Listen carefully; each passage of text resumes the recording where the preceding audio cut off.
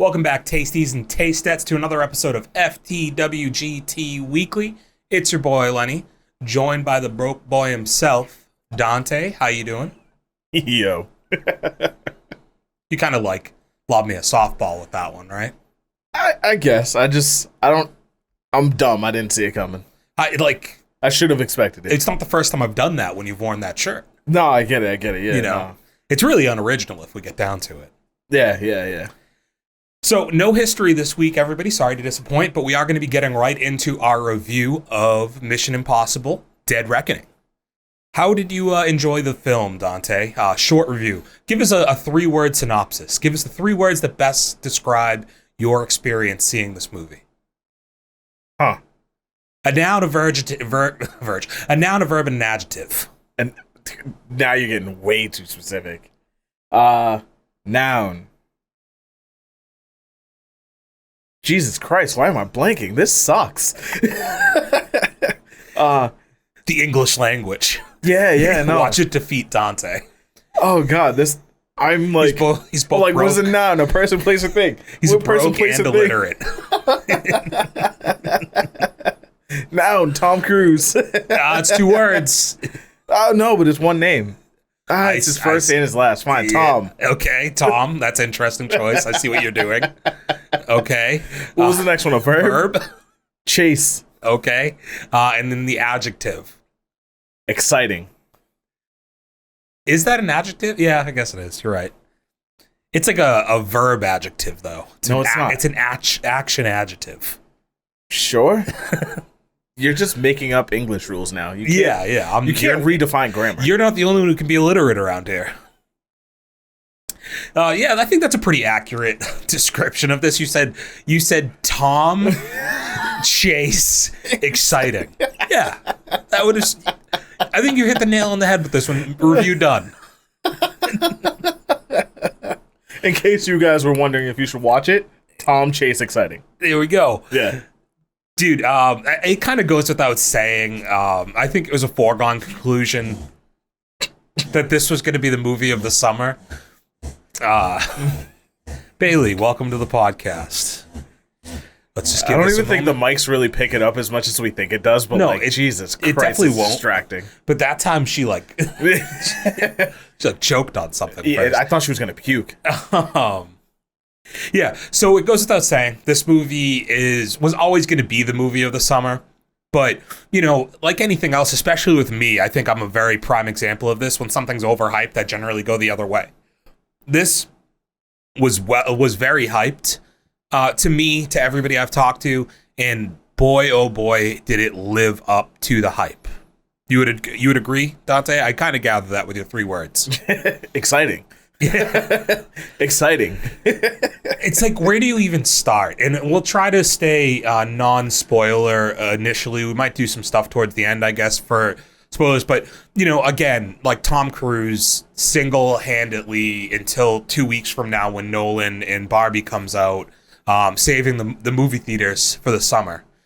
In a summer that I think has been largely pretty flat from a movie perspective.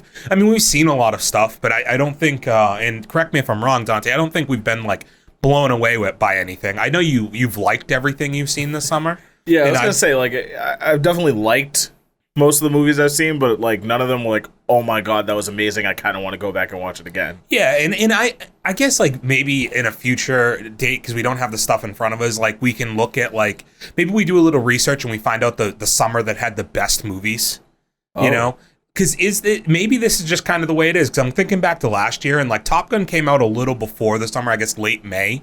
Did it? Or so. But I don't know that I can remember anything last summer that was necessarily mind-blowing from a movie perspective. And we just kind of associate summer movies with blockbusters, but I don't know if blockbuster even necessarily always means... I just want to say, your memory is impeccable. What do you mean? Maybe late May, this shit came out on May 27th. Here I am trying to fact check you, and I'm nope, I should have just trusted him. I could have told you the day if you had just said, hey, could you give us a day to guess? I probably would have said the 27th, I think. But yeah, I think we associate blockbuster meaning quality.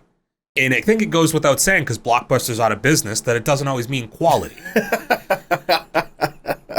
Blockbuster, I think in reality just means expensive, right?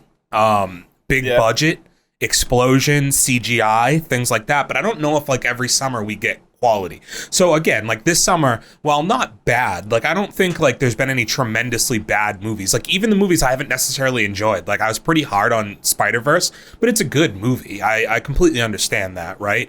I think Flash is a bad movie, so that probably is like the exception here. But regularly, I think everything we've seen week over week has been generally fine. This is one of the first movies. Oh, you know what? Hold on. Last week you said I like every movie. Okay. I remember being on here and saying how much I did not like Dungeons and Dragons. Was that a summer movie? It was, but I don't even know that you like. I don't think you said you didn't like it. I think you were like, it wasn't like as funny as I thought it would be.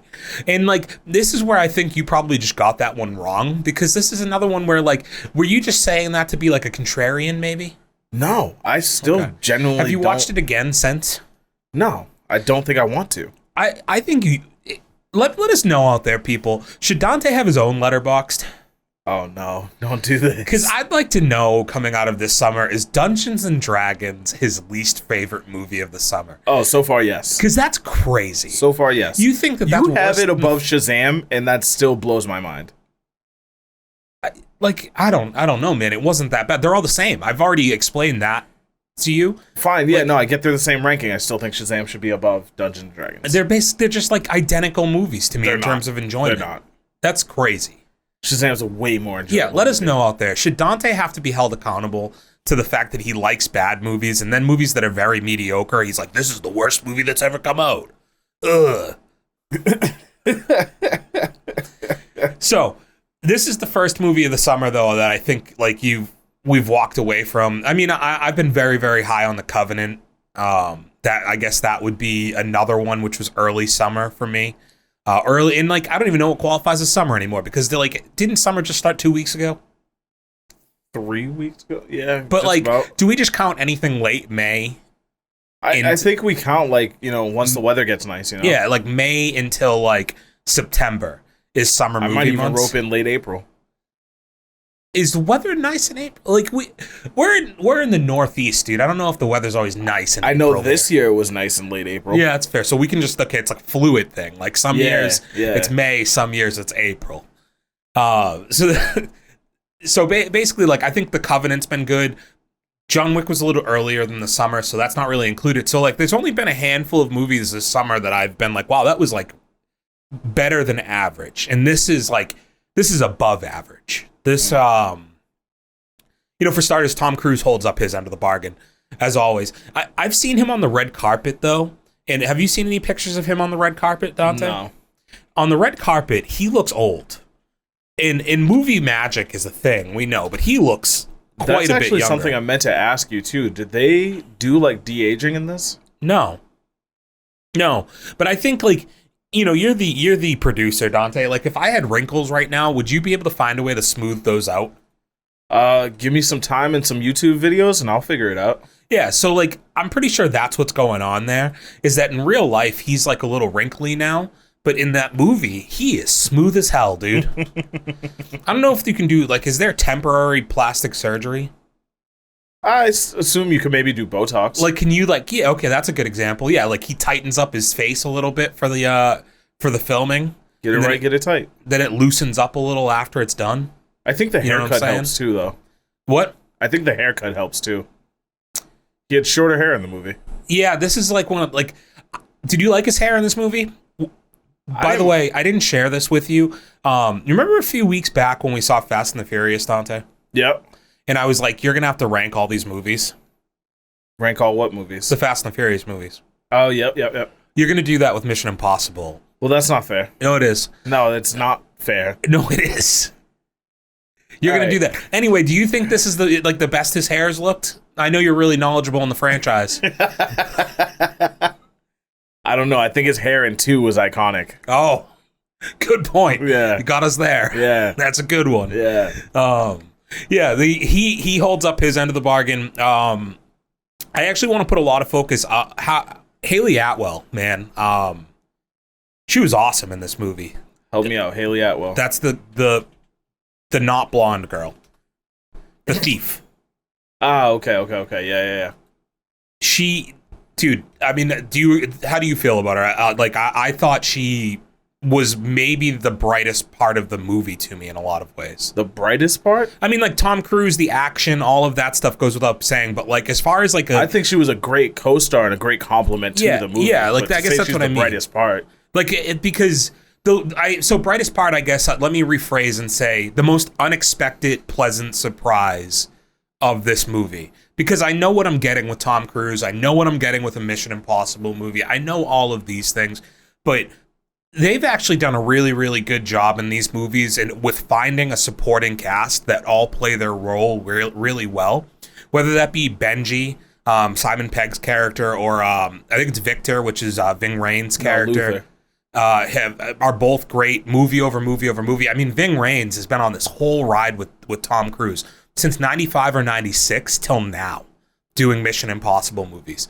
And he's not a guy who has a ton of dialogue, but like he is great in every scene he's in, and he plays a good, the character of Ethan Hunt doesn't have a ton of friends in these movies, right? Yeah. He has people that he works with who have become very important to him and he's very protective over. But there are, like, Ving Rhames, I think Victor's character is his most authentic friend because they've been through all of this together. And I really appreciated their moments now that we're 7 movies and like 20 some odd years in. Can I correct you? Because I tried to correct you and you keep calling him Victor. It was Luther.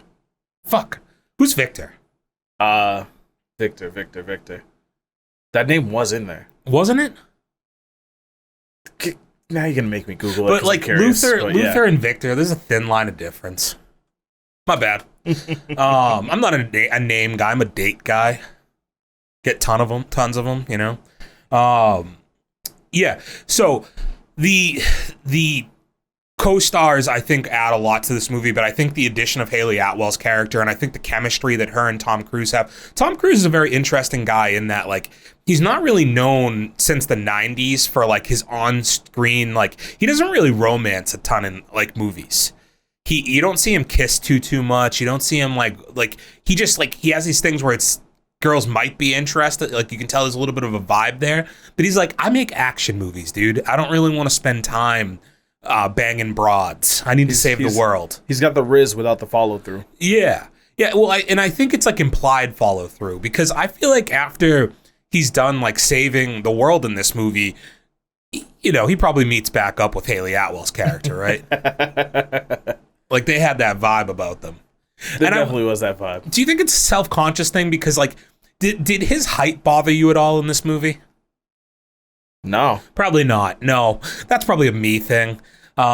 He like you goddamn 6-foot motherfuckers. Yeah, so that's why I didn't want to talk about this with you guys yesterday because I certainly didn't want to offend Tom, not Tom Cruise, but the other one. Wow, right. In that, like, every time I see Tom Cruise on the screen with a woman and I have to realize that he's standing on something. He's just like at her fucking lips. I'm like, dude, just find some women shorter than you. It's like not that crazy, man. Oh man. It's just the Hollywood, like the way they film things is amazing to avoid that being a problem. The villain/villains in this movie, without spoiling it, Dante, had they made it clear the villains for this movie in the trailer since I never really saw them? No. Okay. Am I okay to like talk about that freely, you think? I think we dance around it a little bit. I mean, to be fair, like the official release for this movie is until tomorrow, right? Yeah. I think it was an interesting direction to take the villain. I think that they have they've gotten to a point 6 movies in where like you had to kind of do something different as far as like adding a new obstacle in front of Ethan. Going back to like I've just watched Mission Impossible 3 in the past week and I think that's the peak in a lot of ways of the villains in the Mission Impossible films. Like I think Philip Seymour Hoffman is just incredible in that movie in terms of like it's very believable that he wants to take everything from Ethan. And I guess the guy in the past 2 movies, 5 and 6, has been kind of like that to a point. But like, yeah, they just had to put a new spin, and I think this movie did a pretty good job on that. Did you agree? Yeah, no, I mean, I know. Never mind. I don't want to get too spoilery. Well, I mean, you got to give us more than. I remember like you and our friend talking about it after the movie and saying how like the backstory came kind of out of nowhere. But I mean, me, I guess, coming at it with kind of a fresh perspective without any real memory of the previous movies, I like the way it was looped in. Yeah, I guess that is one thing, and that's, I don't think that's like a big deal as far as spoilers. There's like a quick like 30-second like flashback scene in the movie that adds some context to some of this movie, right? And some of where the series is still going here. And I guess it's just something that like, do you like that movies do this more now? And I don't know if it's like something I'm just not realizing has happened for a very long time. Talking about how where they like throw in twists to try and expand their universe. Yeah, like, okay, like Fast 9, right? Yeah. Like, hey, Oh, hey, by the way, you had this brother the whole time. Yeah, or like yeah, let's like we've referenced in the first movie that he like beats the shit out of somebody with a wrench, right? Yeah. So we have this little tiny idea of backstory. Let's give like the whole story now, you know? Like, and I just feel like we see a lot more movies, and I think even going back to like a couple weeks ago, seeing Dial of Destiny, you know, that's not a thing that was before the Indiana Jones series at all, that they flash back at the beginning of that movie and do some de-aging with. But it is like, hey, like we can use de-aging, we can use our advanced technical abilities that we have now to rewrite or re-envision some of the way we started this franchise that's 20 years old. Do you like that they do that now? I mean, for like a longer franchise like this, I do like that they kind of provide insight and further explanation into maybe things you might have been wondering. Not so much in this case, but like, for example, like the Fast 9 thing, right? Like, we always knew like he got locked up for like beating some guy with a wrench, but that was kind of the end of it, and we didn't really get any explanation about that until the 9th movie. And it's not anything I was really like begging to find out about, but I did welcome having a story to it. Do you think though at some point, like, and we'll keep using that as an example, like, doesn't it make it a little convoluted in a way? Like, it muddies the waters a little bit. Like, because like, that movie, like, It introduces a brother character. It gives you this whole new storyline. And it's just like, they take something very simple that was like a good contextual thing in the first movie for allowing you to identify with the character of Dom Toretto in the very early stages of the Fast franchise. And now they've just turned it into this way bigger thing than it ever really was, you know? So like, I remember when, like, fan fiction used to be a really big thing, and you know, like fans of certain series and stuff would like kind of write off their own like message board shit. Yeah, that kind of stuff. Mm-hmm. And it just feels like the writers of these movies are now just implementing their own fan fiction. That's probably fair. Yeah, like in like this movie, you know how much control Tom Cruise has over this. Is like, how long has he been sitting on? Like, we could give Ethan a little bit of backstory. Like, what if we told people how? Like, what if we gave people an idea as to what he was doing before the IMF? Because, like, I haven't watched the first movie in a very long time, so maybe there is more context to this than I remember. But, like, to my knowledge, it was like he was in the military and then he joined the IMF. And now it's like this weird thing where, like, you have to have had some, like, shady background or something to end up in the IMF. Yeah. You know? I just didn't recall it being like that. And when I look at certain characters, I'm like, I don't know. Like, well, I guess like the only true people in the IMF that have been consistently in this is Luther, Benji, and that's kind of it, because the rest of the people, like Jeremy Renner's character is not an IMF agent. He just ends up helping them through a couple of movies. I wonder if we'll ever see him back. But let's get into the last part of this that I want to talk about without really spoiling it too much. How did you feel about the action scenes? So I liked the action, but I feel like the cinematography kind of takes you out of it in some points. In other points, it definitely heightens it. But the camera work was something I'm not used to in this. So, like, do you have, like, can you give a, like, kind of an example of that? Like, what do you mean by that? Because I guess, like, I don't know exactly. Like, there were certain things we talked about after we left the movie last night, such as, like, a mirroring thing that they were doing while they were filming some scenes. But other than that, I don't think that I was ever truly, like, noticed any negatives as far as the cinematography. So what was it for you? So I know you told me like the previous films like focus a lot on like hand to hand combat, right? Yeah. And like in this, I feel like there were so many like quick cuts and stuff that you can't really fully grasp what's going on and really appreciate the hand to hand combat. Yeah, I do think that like, and I definitely brought that up, that I think the one part that didn't play as well from this movie from the last movie. Can you look something up real quick? Yeah. Director of last movie of Fallout versus this movie. I want to just see if they're the same person. So the last movie had I thought the filming of the hand-to-hand combat scenes, such as the Henry Cavill bathroom scene, are some of the strongest parts of that movie. The scene where they're jumping off of the plane and it switches from like it goes into the IMAX view with the larger the borders go away off the screen. Like some of that stuff like that, I always loved that in movies. The Hunger Games is the first movie I ever really remember doing that, going from like the letterbox look to like they're going up from the elevator up to the game grounds and it opens up to full IMAX screen. That stuff always stands out to me. Also like Dark Knight in like 2008 did that too. I mean, there were a lot of fun and interesting angles with the camera work, but I just think it was very different. Also for your director question, it's been Christopher McQuarrie from The Fifth One on. Okay, so it was the same guy. Interesting, because it's just like weird, and I do think we brought it up last night that some of it might be by design. There's a fight sequence in like a tight corridor. Alley. Yeah. Okay. Kind of the same thing, right?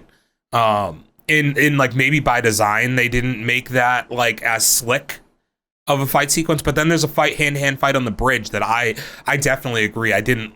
Something felt a little weird about it. It felt a little slow in some ways and a little too choreographed. Of it as much as it was like the cuts and you're like seeing it from so many different angles, but you're not really seeing anything. Yeah. Okay. But the flip side to that is the actual action sequences. You know, we talked about the chase scene. I thought that chase scene is the best one I've seen this summer, and it's been a summer full of chase scenes. It definitely was an exciting one. Especially for me, coming off of Dial of Destiny from 2 weeks ago, and where it was a fun chase scene, but again, like, Harrison Ford's 80, and I doubt that he's really doing any of those chase scenes, so, like, they have to be filmed a little differently, where I think the best part of the chase scene in this movie, which goes on for, 15 to 20 minutes? Like it was definitely a good portion. It's a very in-depth chase scene. The way they were able to film it, like with, Tom Cruise doing the driving himself, like them both doing a lot of that driving. Was he actually doing the stunt driving? Yeah. Yeah. So that's why they were able to do the camera like that. Yeah, that's what we were talking about last night. That they have the cameras right on the cars because he's actually doing that. Okay. Yeah, so makes like sense. Before because you showed up late, as always, or just on time, depending how you look. Right at the beginning of the film. But prior to the movie, they showed 2 different featurettes, and one of the featurettes was about them filming that chase sequence. Okay.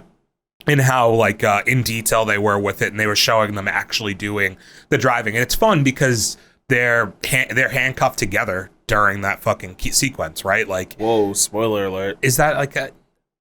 I feel like that's in a trailer, isn't it? I guess so. Here's the reason I said that, and I don't think it's a spoiler. That was in the featurette that we watched before I saw the movie. Okay. So I just assumed because I didn't watch the trailer, I'm like, well, they didn't hide that from me before I saw the movie. So yeah, like they just add that wrinkle in, and it's like a fun little wrinkle, and you're right there in the car with them as they're like slamming into things and like. Taking these tight corners. They're driving on cobblestone, and one of the things they were talking about that made it really difficult in filming this is, I guess, like especially when they're in the Fiat, when they take certain turns, I guess the cobblestone just naturally sends you in a different direction. Like it doesn't always cooperate. Kind of like when you're driving on like a road that has road work and there's like grooved pavement, and it kind of pulls you one way or another. Yeah, that's what they were saying. That like you just kind of get caught in the edges. And it'll just like it has a mind of its own at some point. So it complicates a lot of things. So real quick before we move on to Dante ranking the Fast franchise, I do want to give the obvious. Fast franchise? Oh, fuck. Mission Impossible. My bad. I do want to give the obvious thing. My Letterboxd rankings, the updated ones. This is number 1. This is the best movie of the summer. This is the best movie of the year so far. I don't, quite frankly, John Wick, I gave them both 4 stars. Can I ask you a question, Dante?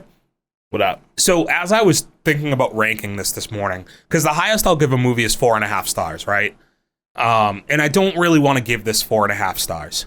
Do you think I should condense the rankings on the 2023 movie list to be fluid just based on this year. So not taking into consideration every other movie I've ranked that I haven't seen this year that's in my letterbox. Like, it's not on its own scale. The scale is movies I've seen in 2023. So should John Wick move down to 3.5 stars to keep Mission Impossible as a 4-star movie? Because you've seen both of them. Yeah. This is better than John Wick, right? Yeah, it's definitely better. John Wick was very good. John Wick was very good, but there were definitely some dry points in the middle where you kind of like, all right, yeah, it's very long, kind of repetitive at some points. I think this was like after we left the movie and you reminded me that it was a 3-hour movie. I actually forgot because of how engaged I was in the movie. Like, I didn't realize how long it was. One other piece of kudos I think that's due for this movie, Dante, in a summer that we've had 3 different instances of kind of like a to be continued scenario, right? Yeah. We've had Fast 10, we've had Spider-Verse, and we've now had this. And again, this isn't a spoiler because part 2 has been announced and filmed already, so I'm not spoiling anything. I think we've done very, very good at not spoiling anything right now. Yeah, no, we're killing it. This was the most satisfied I've seen as far as completion of a movie. This feels like a complete film. So, like, this feels more like you watched the first movie, now you're waiting for the sequel, rather than like, hey, we gave you half the movie, fuck off for another year. Yeah, like, this didn't feel like you were left... There was no cliffhanger here. No. Like, there's more to come. You know what's about to come, but at the same time, you're satisfied with what the journey you went through for that 3 hours. To their credit, like, the final act, I thought, truthfully, I think that final set piece, like that the final 30 minutes, that whole action sequence and everything at the end there, yeah, it might be the strongest of the movie. Really? So I think there's some of it that's nostalgic to me. It had like an Uncharted 2 vibe. Okay, it had. I can see exactly where you're pulling that. You know what I mean? Like, it also had I told Lawless there that it reminded me also of Fast 7. Okay. Do you recall the part in Fast 7 I'm talking about? I think so. The beginning, right? No, I think you're thinking of maybe Fast 5. I think so. You're thinking of when they drove the car off the side of the train, yeah. Yeah, no, not that. In Fast 7, the one with last one with Paul Walker, there's a Tony Jaa scene where they're fighting the trailer tips over and it's sliding towards a cliff. And it slides off the edge of the cliff, and Paul Walker has to like climb up the side of it. Paul Walker, that's funny. Tom Cruise, Paul Walker, same guy. They yeah, so I just think that last 30 minutes might be the strongest of the whole movie, and that's not the knock on any other parts of this movie. I just really, really enjoyed the build-ups, as did the guy who pulled out his phone and started filming the same bike sequence that we've seen that for a year. Entire sequence. Yeah, I was like, no, that was like one of the first teasers they released. Dude, like, that was the first image that came out from this movie was like Tom Cruise literally jumping a dirt bike off the side of a fucking mountain. And this dude was just like, oh my God, this is it. I got to record it. Nobody's seen this yet. You know what my favorite part might be of that scene, too? Again, don't think this is a spoiler because this is very, very well known that this happens, right? How about the fact that they really filmed him flying in the air, right? Because when he speaks, remember he says a line while he's in the air, and you literally see his face rippling. So from like the wind. There was a lot of that where I was like, holy shit, they're actually doing this. Like, there was a point where they were like moving really fast and like you could see like the wind like catching in his cheek, and I was like, oh shit, like he might actually be moving. Yeah, like, I mean, I knew 100% that he had jumped off the side of a mountain, but the way that they filmed that and actually were able to like film it happening like that is just fucking madness. Anyway, yes, I think this is #1 movie for the year. Mapping out the rest of this summer, at least. I don't know what comes out later in the year, like the holiday months, if there's like Marvel movies or something dropping, but there's nothing else this summer that I will top Mission Impossible. Are you kidding me, dog? Blue Beetle. It's gonna save the movie things. Dante, we're gonna save superhero movies. Dante, we're getting there. There is gonna be a conversation to be had, my friend. You know that. And boy, oh boy, is there gonna be a conversation. I told you, Latin America's Black Panther. Yep. So let's get on. You're not gonna escape this one. You're gonna be ranking the Mission Impossible movies. Oh, fuck. I think it goes without saying that everybody here knows you've never seen a single Mission Impossible movie. No, I've seen all of them. Except for the one that we saw yesterday. No, I've seen all of them. Yeah, okay. Yeah, we'll find out. Spoiler alert, guys. Tom Cruise, he's in all of them. Okay, so let's start here. I don't even know what the criteria for your rankings will be. I think like it's got to be some type of like I'm gonna give you the description of the film, maybe. Yeah. Maybe I tell you how rogue he goes in this movie. And then we talk about his hair a bit, and then you just rank it. I don't know, because like when you've not seen something, it is a little bit tough. So we're just going to assume that Dead Reckoning is your favorite Mission Impossible movie, right? Yeah, that's definitely number one. That's number one. Okay, so we just can avoid that. Mission Impossible 1, this came out in 1996, okay? Quick little description. When Ethan Hunt, the leader of a crack espionage team whose perilous operation has gone awry with no explanation, discovers that a mole has penetrated the CIA, he's surprised to learn that he's the number one suspect. To clear his name, Hunt now must ferret? That's weird. Out the real double agent, and in the process, even the score. Now, in this movie, he is a young Tom Cruise. This is around the same time that Jerry Maguire came out. This is, okay, one other thing. Tom Cruise does not get enough credit. Tom Cruise used to be an actor. He didn't used to be like an action movie guy. He was an actor. And like this is around that time. He had short hair, Dante, in this movie. Military cut. Is this ranked number 2, too? Yeah, I think that's my number 2. Okay. Any thoughts on Mission Impossible 1? Like what you might have liked or disliked? He wasn't very rogue here. Minimal amounts of rogue in this movie. See, this is where it's like criminal that you would even ask me that, because I have no idea how to form an answer for that. Well, you better start thinking, buddy, because we got 6 more movies left.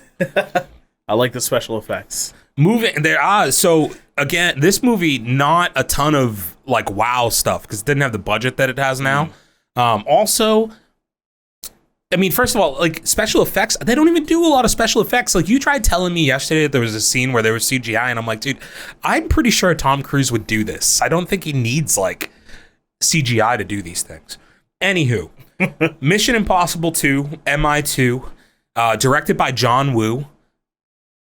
I was trying to remember Mighty Ducks. Yeah. The figure skating kid, Kenny Wu, right? Damn it, I can't remember the line. Never mind. Ugh. All right, description for Mission Impossible 2, Dante. Let's see if this one sticks to you at all, if it reminds you of anything. With computer genius Luther Stickle at his side and a beautiful thief on his mind, Agent Ethan Hunt races across Australia and Spain to stop a former IMF agent from unleashing a genetically engineered biological weapon. There's a lot of big words there. Called Chimera. The mission, should Ethan choose to accept it, plunges him into the center of an international crisis of terrifying magnitude. Some things that'll stand out in this movie. Chimera was in a submarine or something like that, right?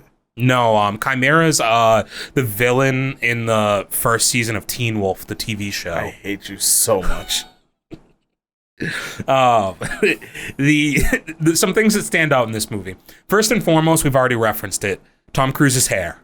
Boy, oh boy, is it incredible. It's long, flowing. Do you want to pull up a picture, Dante? If there's a way we could get Tom Cruise behind me somewhere here with that hair, fuck. There's a lot of scenes of him on a motorcycle. Are we allowed to use that? I think we probably are. If we could just get that behind me, maybe.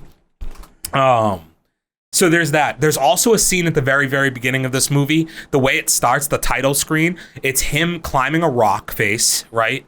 He gets up to the top. He gets delivered his, like, this is your mission. Sunglasses, right? And then he throws the sunglasses at the screen, and it goes into the Mission Impossible, like, title screen. I do remember that. Fucking badass, dude. He's like free climbing the rock, too, right? Yes, exactly. He's free soloing it. Have you seen that movie? No, I haven't. That's going to be homework, Dante. Since you're off the 90s movies, right? You're not doing that anymore? It slowed down, yeah. Yeah, you're not into them. Free Solo that's a must. Okay. That's a must. We've got to watch that. Okay? All right. Cool. So Mission Impossible 2, the last thing on the beach, the fight on the beach, also pretty cool. Where do we rank this? So far, you've got Dead Reckoning as number 1. You have Mission Impossible 1 as number 2. I think I'm throwing this one at number 3. So you like that? You like this one less than the first one, even though his hair is that nice? No, it's okay. You can't throw hints. It's my ranking. No, it's okay. Like, if that's how you feel, I'm just double checking. I think I like the first one better. Yeah. Okay. All right. Mission Impossible 3. Retired from active duty to train new IMF agents, Ethan Hunt is called back into action to confront a sadistic arms dealer, Owen Davian. Hunt must try to protect his girlfriend while working with his new team to complete the mission. Some things that stand out in this movie. We're back to short hair Tom Cruise. We introduced Tom Cruise, Ethan Hunt, the normal man. No longer on missions. He's got a girlfriend, soon to be wife, that he loves very much. He's trying to play house, but he's drawn back in. And I think that this movie, I've already said this during this, in the first 30 here, I think this might have the strongest villain of any Mission Impossible movie. Was this the Philip Seymour Hoffman one? Yes. Okay. Came out on May 5th, Cinco de Mayo of 2006. So one of the more interesting parts also really quick, Mission Impossible 1 comes out in 96, Mission Impossible 2 comes out in 2000, and then you don't get Mission Impossible 3 until 2006. Okay. So big gaps in between movies. And I think another interesting part when you go and watch Mission Impossible 3, this does feel like, a lot of people associate Mission Impossible 4 with where the franchise becomes really big and grandiose. But I actually think that this movie has some really, really standout action sequences. There's a scene that's very much taken, that the Dark Knight takes and kind of uses. And it's a scene where they swing, Tom Cruise swings outside of a building on like a huge fucking rope, essentially. Yeah. And then you also have another scene when they're on a bridge with a bunch of explosions happening, and it's fucking awesome. Any thoughts, Dante? I agree with what you said. This one definitely brought back the franchise, and I think I put this one at number 2. You put this at number 2? Yeah. What's some things that might have stood out to you in this? The presidential haircut came back. Yeah? Yeah. Like, what do you mean by that? The short hair. It's a very politician-like haircut. I don't know. I remember George Washington kind of having, like... a swoop? Oh. Yeah. He had the swirls, right? He got that long-ass hair. I think he wore a wig, actually. Yeah, it was different in those days. What are you saying? It's different to wear wigs? I think that sounds like something they do today. Moving on. You're not going to trap me up. All right. So next up, 5 years later, 2011. And then the reason I say that there's this thought that the fourth movie is like very, is where they kind of become larger than life in some ways. And to a point, I think that's true. The reason this movie will forever stand out to me is like, I've always loved Mission Impossible. I've seen it since 96. Like, I'm pretty sure I saw the first one when it was like brand new and out. All the way through seeing all the other ones in the theaters, but like I'll never forget. So I walk into Mission Impossible 4 in 2011. I used to go to the movies on Christmas Eve every year with my friends. And we may or may not have smoked something that would alter our state of conscious a little bit, right? And we walk into this movie like 5 minutes late. And at the beginning of Mission Impossible Ghost Protocol, the fourth movie, they're doing this mission in the Kremlin. So all of a sudden we're sneaking into the Kremlin. And there's a scene where they realize that they're compromised and they have to escape the Kremlin and it's going to blow up. And I'll never forget being in IMAX and just like there's an explosion and you see the wave following behind him while he does the Tom Cruise run, this wave of debris following behind him. And it feels like you're in the middle of this fucking explosion. And I just remember from that moment on being like gripping my fucking seat and you're just on an adrenaline rush for the next like 2 hours, dude. I'll never forget the feeling that movie gave. This has like some of the most iconic scenes in Mission Impossible ever. The biggest one standing out is when they're in Abu Dhabi and Tom Cruise literally goes out on the side of the tallest building in the world and scales it. Like he did that shit. Mm-hmm. So reading the description for you really quickly, Dante. Ethan Hunt and his team are racing against time to track down a dangerous terrorist named Hendrix. who has gained access to the Russian nuclear launch codes and is planning a strike on the United States. An attempt to stop him ends in an explosion causing severe destruction of the Kremlin and the IMF to be implicated in the bombing. Forcing the president to disavow them, no longer being aided by the government, Ethan and his team chase Hendricks around the globe, although they might still be too late to stop the disaster. He's rogue as hell in this, Dante. He's so fucking rogue.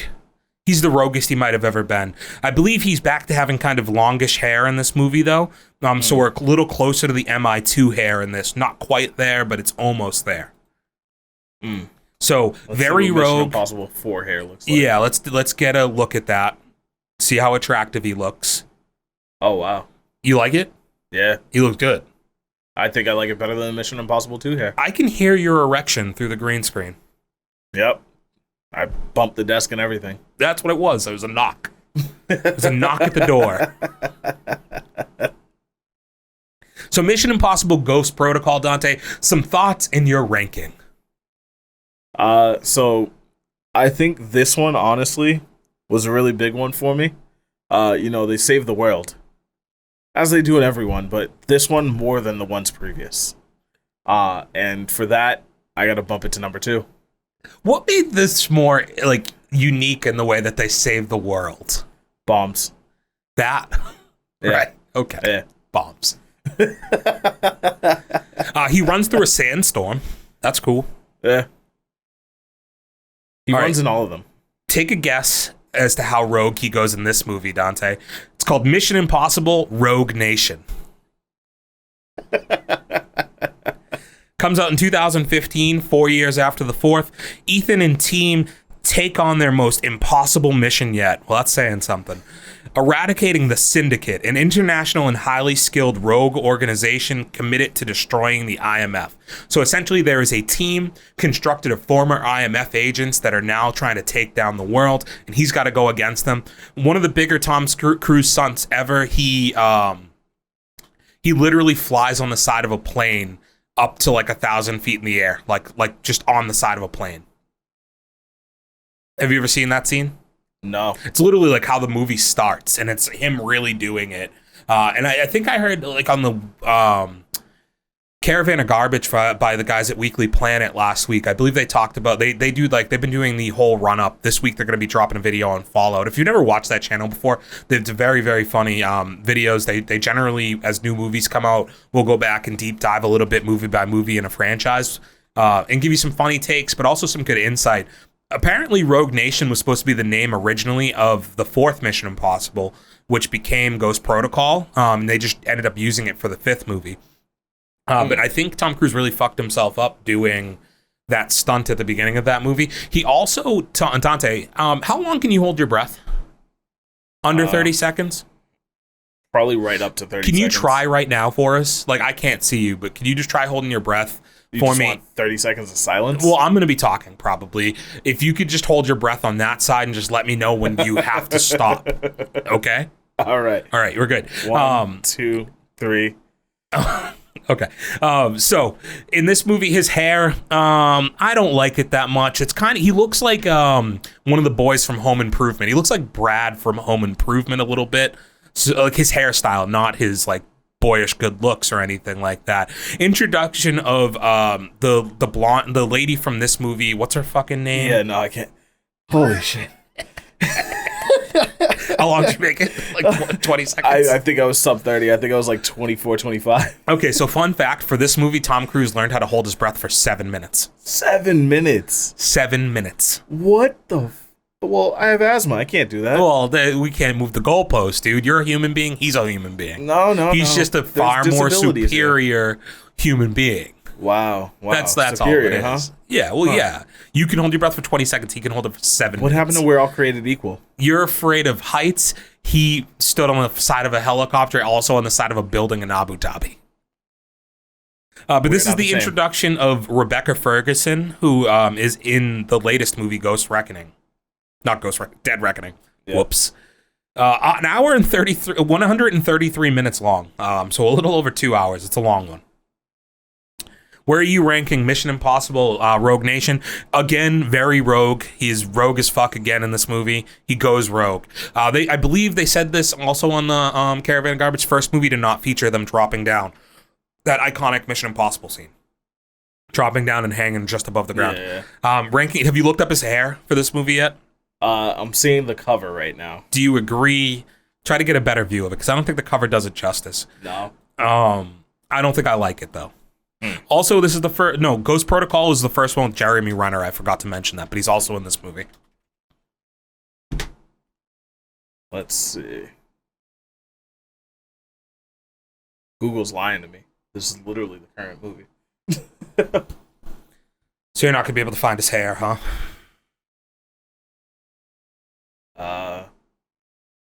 Yeah, no. Damn. Oh, wait.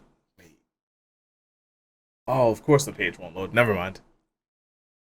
All right. So right now, can we refresh your rankings? It goes Dead Reckoning, Ghost Protocol, MI3, MI1, MI2. Yes. Wow, I got that on. Yeah, I knew that was right. Okay, so now we're up to 5. Where does this one fall in line, Dante? Where is it? I think this one's gonna fall in at 3rd. So now we're Dead Reckoning, Ghost Protocol, Rogue Nation, MI3, MI2.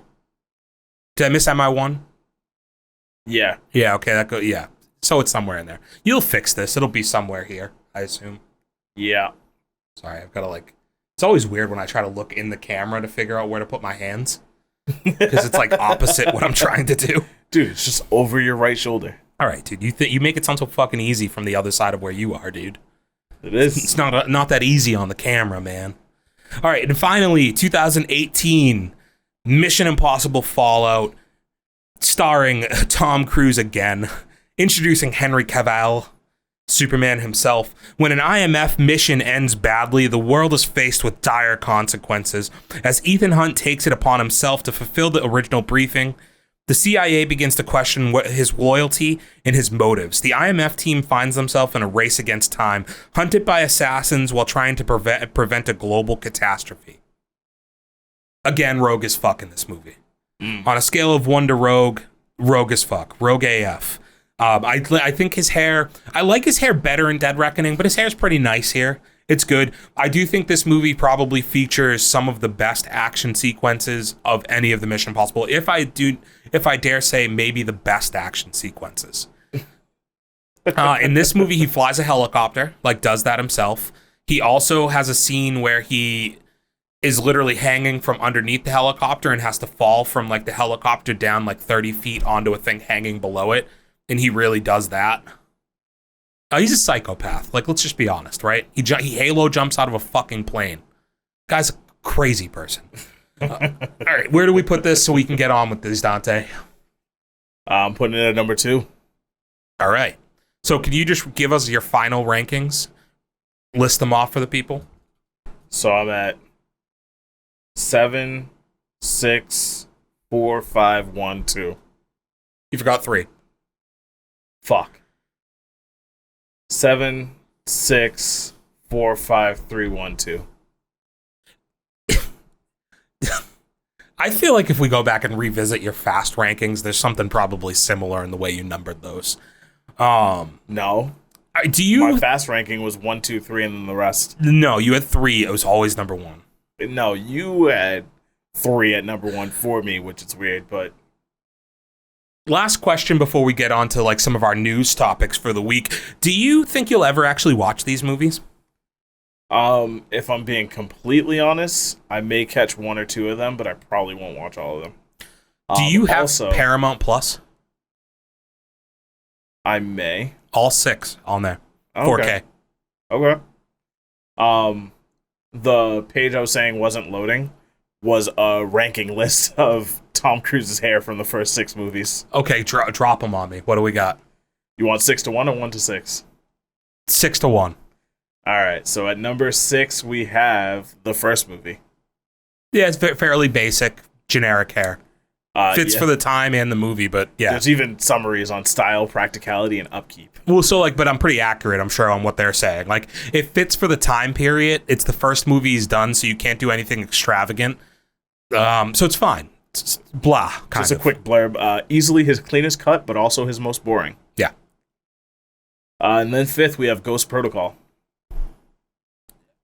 Yeah, fair. I mean, it's like knockoff Mission Impossible 2 hair. Yeah. Fourth, we have Mission Impossible 3. Similar to the first, but with a little spice Shortcut, on but it. it looks like it has a little gel in there. You know? Yeah, a little spice on it, exactly. Zazzed up. Dude, I think this is the most fashionable I've ever been on this podcast. I'm pretty on the nose with the way I feel about these haircuts. Do you want to take a guess for third? So what do we have left? We have left Rogue 2, Nation. 4, 2, 5, 6, and 7. Yeah. But do they have 7 on there? 7's not on here. Okay. So 2, 5, and 7. I think 5 is next. Rogue Nation, you are correct. Yeah. Told you, most fashionable I've ever been on this podcast. Like I said, it's too like 90s, the haircut. It looks like 90s sitcom It's like teenage that, boy. like messy, yeah, exactly. Yeah, I don't like it. And then we have I dead reckon that 3 should be in front of 5. Wait, you're confusing me. No, I just want to get a dead reckoning joke in. Sure. We have Fallout at number 2. That was the clean presidential looking haircut. Okay. And of course, first, Mission Impossible 2. It's incredible for all its faults, where Mission Impossible 2, I think, is widely regarded as the one that's not like a miss, but it just doesn't really fit the rest of the franchise. Both from like, I think it's hilarious on this list, right? Like I told you, they have little blurbs under it for like style, practicality, and upkeep. This list is from Nerdist.com, if any of you guys want to check it out. And on most of them, they have like a couple sentences under each one of those lines. For 2, it just goes style, glorious. Practicality, who cares? Upkeep, doesn't matter. Dude, it's incredible. It is incredible, like how renowned Tom Cruise's hair is in Mission Impossible 2. That movie could have a million faults. Like John Woo, it kind of doesn't fit for the direction style versus all the other movies, all this shit, right? But that fucking hair, man, it just flows. There's scenes where he's riding on motorcycles, Dante, and it is just gloriously flowing behind him. Bro. Oh god! It makes you want to see it just for that, doesn't it? How his hair looks during the movie's biggest moments, literally like magic. All right, I think that's a good place to leave this one. So a couple quick things. We'll probably be here for another 15 minutes or so. But I wanted to reference one other thing with Haley Atwell, who is in Mission Impossible: Dead Reckoning. I learned today that since 2021, she's been working on a Tomb Raider animated movie or animated TV show for Netflix. It's interesting, right? She'll never be better than Angelina. It's an animated series. She doesn't have to be. Also, Her I voice think will never be better than Angelina's. I think here's a hot take. I think that the girl, is it Alexia Vikander or something like that, is a better Laura Croft than Angelina Jolie. Mm. They did her dirty by not making a sequel to that movie. Mm. She's also from the 100, Dante, I think. I might be wrong. I think I'm wrong on that. What's her name? I think it's Alicia Vikander. Just look up Tomb Raider from like 2017 or whatever. Yeah, I shouldn't have tried to type what you told me. I think I'm probably wrong on the year of that movie. Let's see. 2018. Yeah, it's closer than I thought it was going to be. Okay, Alicia Vikander, yeah. I was right. Fuck. What's she from? Like other movies? It's either like, I'm trying to remember if she's the same girl from Fear the Walking Dead and stuff. I don't think it is. Her top movies on Google are Tomb Raider, Ex Machina, The Danish Girl, The Man from U.N.C.L.E., Light Between, Jason Bourne. Oh, okay, yeah. So I guess it's probably like Ex Machina that I'm recalling, even though that has nothing to do with the other stuff. but it's like was pretty big at the time. But yeah, she kind of got done dirty. I thought she was very, very good. But either way, are you excited at all for the idea of an animated Tomb Raider series? I mean, I'm currently not fond of Netflix at the moment, so well, taking away the distributor. Taking away the distributor, yeah, I'm down with it. I think that is a better option for a future Tomb Raider release than going back to the major movie releases. Like, I like the idea of an animated TV series better, and I think getting a pretty known actress to be your voice of it is a good idea. Okay, and next up, Dante, can you go through the box office for last week for us? I think there was some big surprises out there, such as maybe a horror movie won the box office last week. I didn't even know it dropped, but yes, Insidious, The Red Door, #1. Made like, how much, 26, 27 million? 33. Fuck. Yeah. Already exceeded its budget. I actually, last week we talked about on here iconic characters that could have movies in 20 to 25 years. And a couple things that we didn't include Ethan Hunt on there. I think Tom Cruise could fill it out or figure it out 20 years from now. But also, I do think, for credit where it's due, this Insidious franchise, and The Conjuring for that matter, have way more legs than I think we give it credit for. I have no knowledge of this franchise at all. The Insidious franchise? Yeah. It's been around since like 2009, dude. I mean, I've never been like a big horror movie guy or anything until recently. For lack of a better term, I just don't know how else to describe it. You're kind of a baby back bitch, right? You get afraid easy? No. Yeah. I just never really cared for them. You've never been in a haunted house. You're afraid of it. I've been in haunted houses. Yeah, okay. Dude, I was chased by a clown with a chainsaw. Yeah, and hence why you've never gone back. Yeah, I just think that these movies, I mean, it just goes without saying, like, this movie in 2023, it drops and puts up 30 mil. Largely, like, dude, that's like a monster number. No pun intended, realistically, for like the style of movie it is, the time of year that it's coming out. Oh wow, this is their 5th movie and I've never heard of it. Yeah, this is what I'm talking about, Dante. That's crazy. Yeah. Do you know the Conjuring at least? Yeah. Okay. These both came out around the original movies. Is to Insidious 1 and Conjuring both came out around the same time. This movie beat out, it defeated Indiana Jones. Not a ton of surprise there, I suppose. How big was the drop off week over week from Dial of Destiny? 55%. It dropped down to 27 million. What did we predict last week? 50 to 60% drop off? I think you might have predicted higher. No, I think I might have said 60. Okay. But yeah, this was kind of due to happen. It did how much money? You said 27. Yeah, that's probably about right. It's from here on out, it's kind of dead at the box office, I would say. With Mission Impossible dropping this week, and you just got too much competition. So, the money's made for that franchise yet. It's crazy to say that a movie that's made worldwide like $250 to $300 million is just going to be seen as like a monster bomb. What else do we have that's in the box office? So are we missing any? So those were 1 and 2. Yeah. So #3 is another movie I never heard of, but Sound of Freedom. Very controversial movie. Have you heard any? So you haven't heard of this movie. You didn't hear what the controversy with this week, no. Right? So this movie is about, can you quickly look up the true story of Sound of Freedom? I just can't remember the guy's name or like his background, but basically it's this like right-wing guy who his apparently his real life story is that he like stopped some child trafficking ring. And the big controversy of this week is that a lot of AMC movie theaters have been refunding people who pre-purchased tickets to Sound of Freedom and claiming that their air conditioners aren't working in their theaters, and that's why they're not like selling tickets. And when people show up and are like, yeah, we'll still watch the movie, they let them go in and watch, and like they're just trying to sweat people out. What? So they won't watch it. So, do you have the answer for me? What does it say? Tim Ballard? And like, what's his background? Dedicated 12 years of his life working undercover for the Department of Homeland Security before he left the government agency after he was told to stand down while trying to free children from human traffickers. But like, what's his current day background? Oh, current day background. Because there's a reason why he is controversial.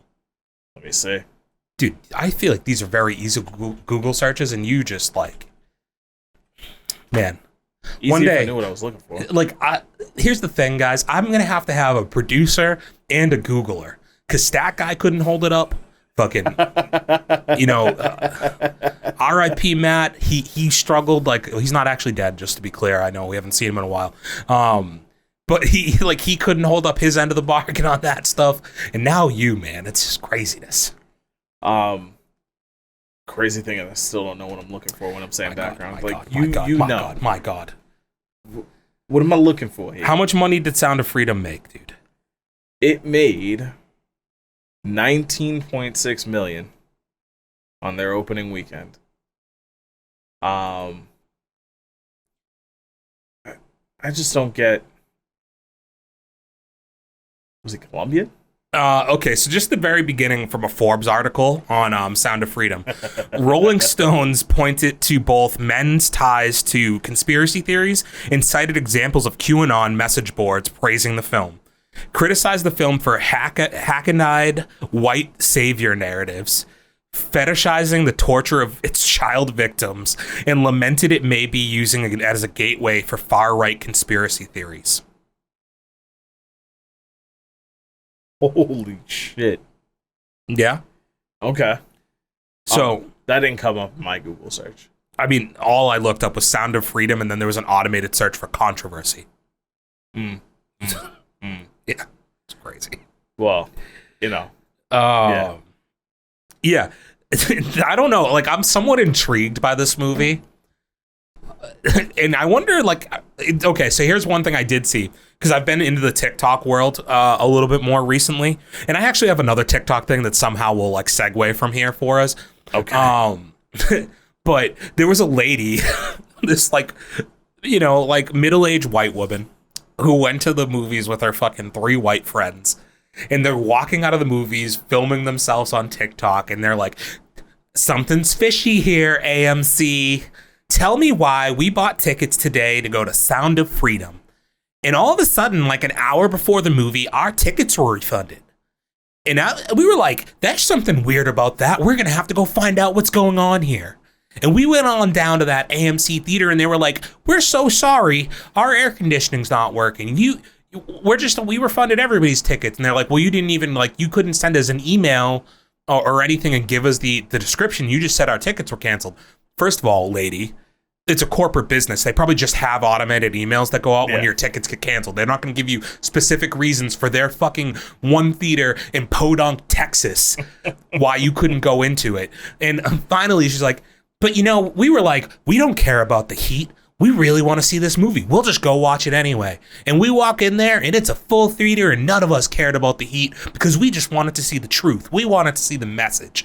But we smell something fishy here, AMC. You're trying to keep this movie down.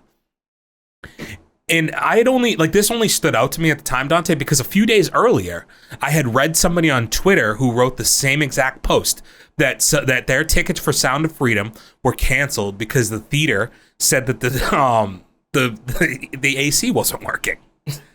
So I don't know if, like, AMC has this, like, weird that's their corporate stunt. Like, just every theater, like, all the management team, refund all the tickets, tell them your AC isn't working. Yeah, like, I don't know, is, like, there's somebody, like, actively trying to keep this this movie not working, like, this movie from being successful? I think AMC pulled that tactic straight from McDonald's, trying to say the ice cream machine ain't working.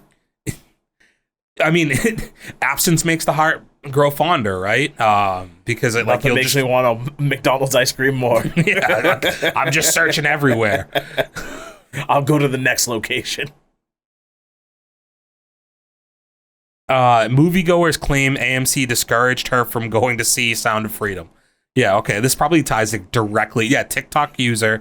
Her name was Bellig HVE 1112. It has 6 million views. Dante, I'm gonna maybe forward this. Maybe we can just put her in the background for this one. Sure. Listen, just really listen. So, don't know if any one of you have already been to see The Sound of Freedom, but my friends and I Four just white walked women. out. Hi. And She's I not can't see blonde, the I thought video you- right now, but she curious just sounds like a what Southern your belle. experiences were in the movie theater, because we pre-ordered our tickets, paid for them, they were claimed, got the link sent, and this is an AMC theater in Pineville, North Carolina. North Carolina, Texas, same shit. Some point today, the tickets got refunded to my friend and we couldn't figure out why. So we come anyways to the theater after dinner, and they're like, oh, well, we refunded all the tickets because there's no air conditioning in our theaters. Yeah. So right on the head there. It's exactly what you'd think, but I do think this move that'll somehow make this movie more successful, because we're like Eric Bischoff told me years ago, controversy creates cash.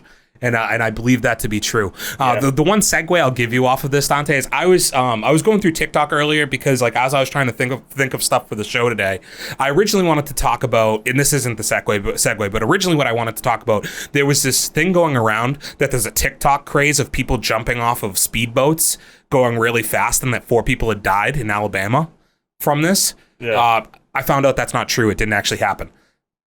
Okay. But I continued scrolling through TikTok. And I came across it. I never watched this show, but did you ever watch the show House of Payne? Why does that sound familiar? Look it up. It's a sitcom from like 2006. I think I've definitely caught it. It sounds so familiar. That's not it. Okay, so the only reason this like caught me off guard, and it's an appropriate segue here as far as child trafficking is concerned. Oh, the Tyler Perry show. Yeah, okay. So the scene of the show that they have on is the son on the show has been messaging a girl online who's a 13-year-old girl named Stephanie. And him and his boy are like, oh, like my parents are out of town. Stephanie's coming over. And the dude's like, I'm going to go in the other room. Like, I don't want to like, you know, like, but I want to see what she looks like since she's coming over to see you or whatever. And the kid opens up the door and Stephanie is a middle-aged white man. Stefan. And he walks in and he's like, hey, I'm Stephanie. And he's like, no, you're not. I was talking to a 13-year-old girl. And he's like, you don't like me now? My name's Stephanie. And it's the weirdest thing I've ever watched on a sitcom. I can't believe this was on a fucking sitcom. Like, what I perceived to probably be a comedy show is the scene of a guy doing like a Chris Hansen thing, where he shows up at the boy's house trying to like, he literally chases the kid around the living room, Dante, trying to like touch him. What the hell? Swear to God. It's the weirdest thing. People out there, to just verify how accurate I am on here, find this on TikTok somehow. It's a 2-part video of a scene from House of Payne when he meets Stephanie.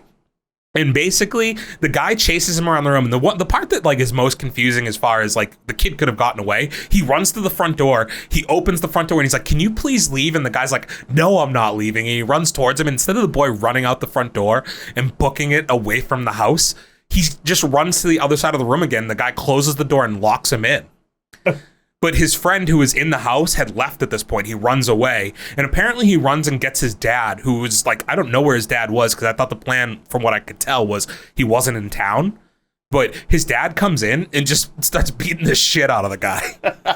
Like, throws him on the ground behind the couch. And he's like, that's my son. You don't touch my son. And like hits him. And his boy pulls him off and he's like, the cops are coming. You can't do that. And that's kind of where the TikTok ends. But wow, I could not believe they went there in the mid-2000s on a fucking sitcom to have this white dude roll into this kid's house and try to molest him. Chaos. What was the height of Dateline? I mean, you're probably onto something there, maybe. Around that time, right? Yeah, I think you're probably onto something. There we go. All right, moving on. As far as what to watch, we're gonna move into that a little bit, and I think we're gonna do that a little differently this, Dante, because I just assume you don't have anything that you've watched. Probably, if I know you. What are you talking about? I watched Mission Impossible. Okay, besides the movie that we've already talked about for an hour. Mm-hmm. Anything? Mm-mm. Okay, didn't think so. So we've watched 2 trailers today, though, Dante. Did we not? That we did. Which one do you want to start with? Let's start with the first one. All right, so the trailer for Wonka came out today. the prequel to Willy Wonka and the Chocolate Factory, or Charlie and the Chocolate Factory, you know, whatever you want to call it. I think the movies are technically Willy Wonka and the Chocolate Factory, right? But the book is Charlie and the Chocolate Factory. I think that's accurate. Okay. So the prequel to Wonka, to Willy Wonka, it's called Wonka. It's starring Timothy Chalamet. Thoughts? I think I'm gonna enjoy that movie. I think it's refreshing to finally see the movies step away from the idea of just keep remaking the same movie and kind of give us a prequel to it. Yeah, I think this looks a lot better than Johnny Depp doing the role of Willy Wonka. I think I agree with you that I'm cautiously optimistic. I think I'm kind of excited for it based on the trailer. Timothy Chalamet looks pretty fun as Willy Wonka. You know, I don't think you'll ever get another Gene Wilder performance, but like, I think that you could kind of feel that he has done a pretty good job of like researching the role and while making his own, bringing that same lightness to it. You see some early stages stuff that you got from the later movies when they're actually in the Chocolate Factory, and I think overall the other characters in the movie all seem pretty fun. What do you think of the Oompa Loompa scene at the end? I think the Oompa Loompas are gonna be very fun. I hope they get a bigger part in the movie. I thought it was weird. So it's Hugh Grant playing the Oompa Loompa. I thought it was weird that he was in a glass case. I thought that was weird too, honestly. Like, are we child trafficking Oompa Loompas? So what it more so looked like to me is this is the first time he's seen an Oompa Loompa, didn't necessarily know what they were, and just kind of trapped him in there and was like, who the hell are you? Would you be afraid of an Oompa Loompa the first time you saw one? Depends on how they approach me, but most likely, yeah. Would you swing on them? It'd probably be more of a kick, like a swift punt, if you will. I mean, how far you think you could punt an Oompa Loompa? I could probably get the field goal from like the 30-yard line. You think you're kicking a 30-yard field goal with like a... How much do you think an Oompa Loompa weighs? They're probably thick, like 40 dude. pounds. Yeah, I don't think you're kicking them that far. I think you might get them 3 feet. 3 feet? You think 1 yard? Yeah. I don't know. Yeah. I think I can get more distance than that. We'll have to find like a third grader and have you kick them. No, the fuck, we're not. If anybody out there has any 40-pound children, and would care to provide them to us for a day, we're gonna 40-year-old children. Yeah, well, you know, there's some fucking dudes still living at their fucking mom's house.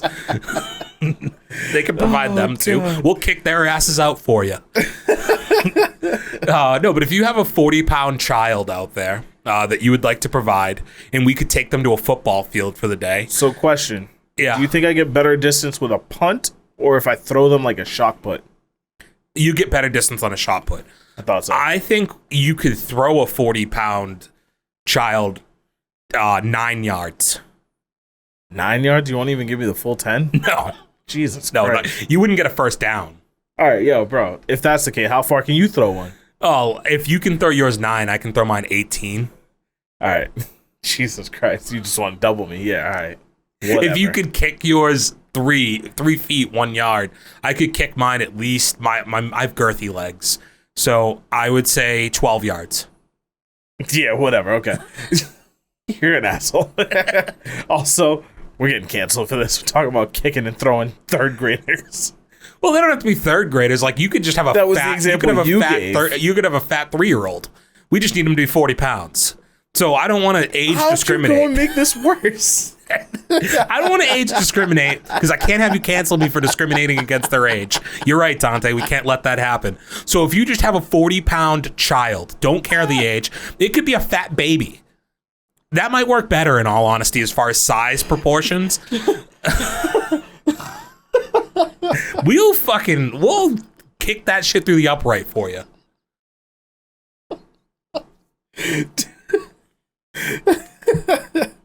Oh, man. So back on Lenny's quest to get canceled. So Wonka.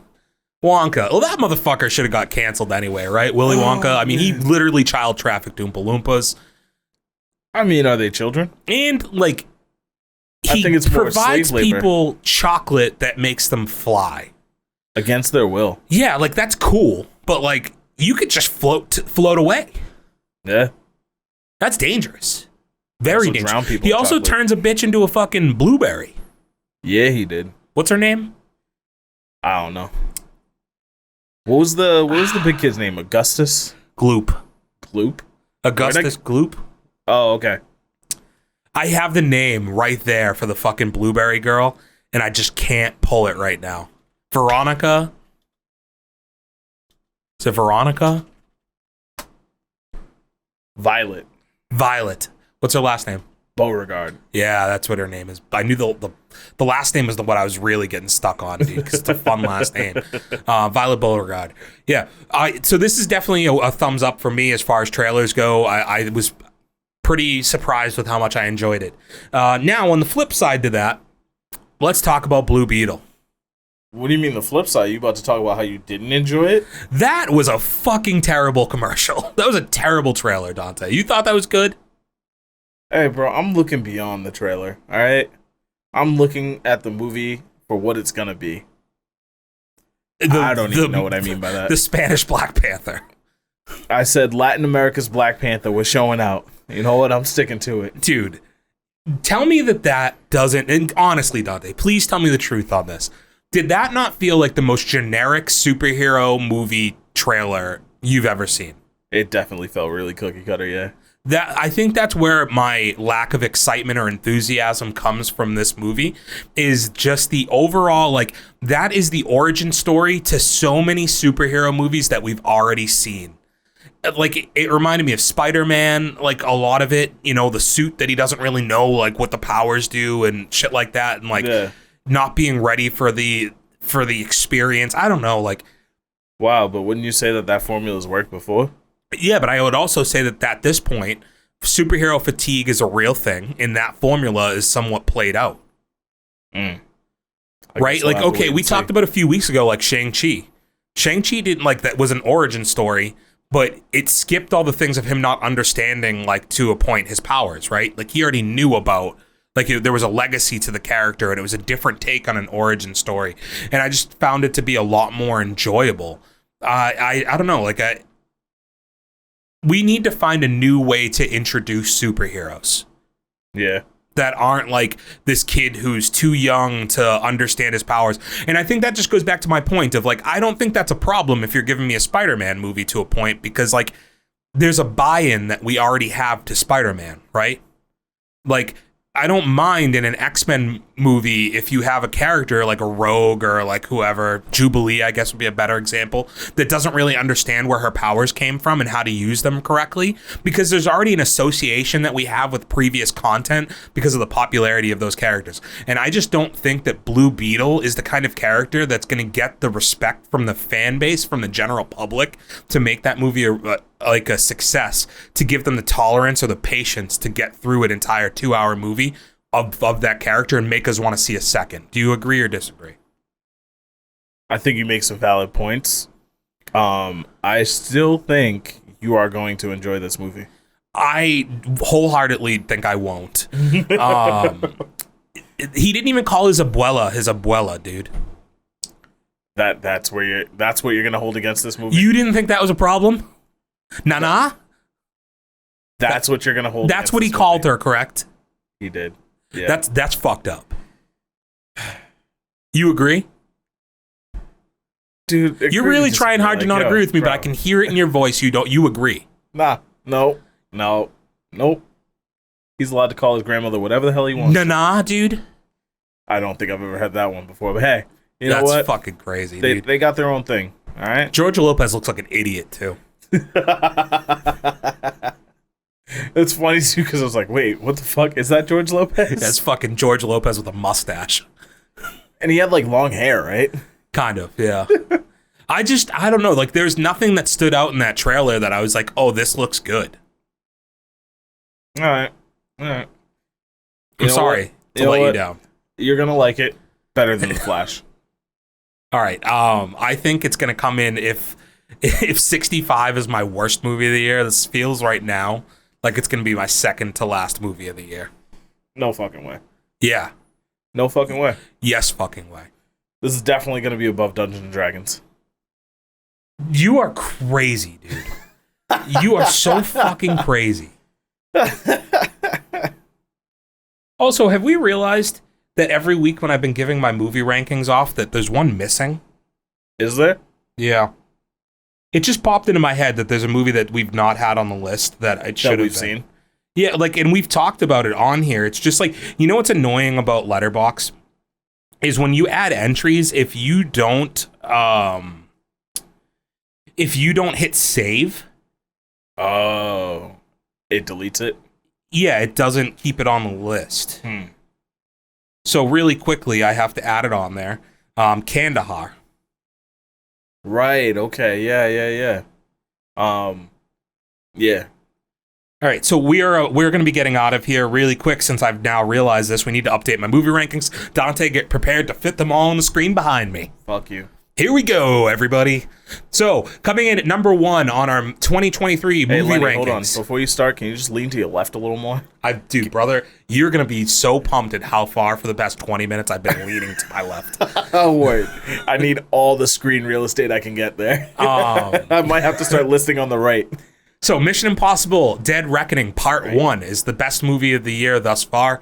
John Wick Chapter 4 coming in at number 2.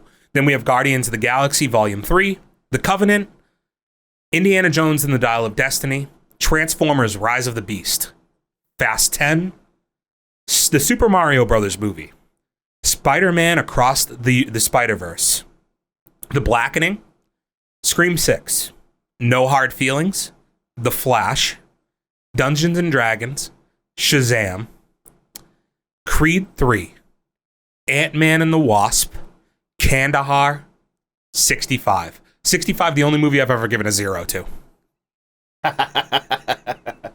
Wait, would Kandahar get like a 0.5? 1.5. Oh, wow. Generous. Probably generous. Wow. All right, with that being said, everybody, thank you again for joining us. We meant to stay only at an hour. Somehow we took an episode that had no history and went an hour and a half. That's fucking crazy. Jesus Christ. Anywho, it's been real. As always, you can find us anywhere audio podcasts are provided, somewhere underneath Dante's nuts, as well as Google Podcast, iHeartRadio, Pandora, Apple Podcast, Spotify, fucking the moon. We're also on YouTube at For Those With Good Taste. That's where the good video content is. Keep it. Go give us a like, subscribe on there, please, if you haven't. Dante puts a lot of hard work into the green screen work behind me as well as behind him now. Also on Instagram at For Those With Good Taste, on Twitter at Good Taste Live, on TikTok. You need a TikTok. We're on TikTok at Good Taste Pod. Dante. Fun fact: your TikTok handle is actually FTWGT. Damn. Does it not say Good Taste Pod on there somewhere? Good Taste Pod is your name line, but the handle is FTWGT. That's probably easier. Yeah, at FTWGT. Thanks for correcting me on that. Gotcha. And Dante, Dirty Water, where can they find you? Dirty Water ENT on YouTube. No, wait, crap, I'm messing up. Dirty Water ENT on Twitch, Dirty Water _ENT on YouTube and Instagram. Do I have that backwards? You're on a Kick, too? I'm Dirty Water ENT on Kick. I'll have it all on the screen up here. Perfect. Love that. Just like we love you. Again, everybody, don't go chasing waterfalls. Peace out. Stick to the rivers and the lakes that you're used to. Dante's a scrub. I don't want no scrubs. Scrub is a guy who thinks he's fly. He's also known as a buster. Always Wise walk man around. once said, no scrubs, no thugs, For no those with bugs. good taste.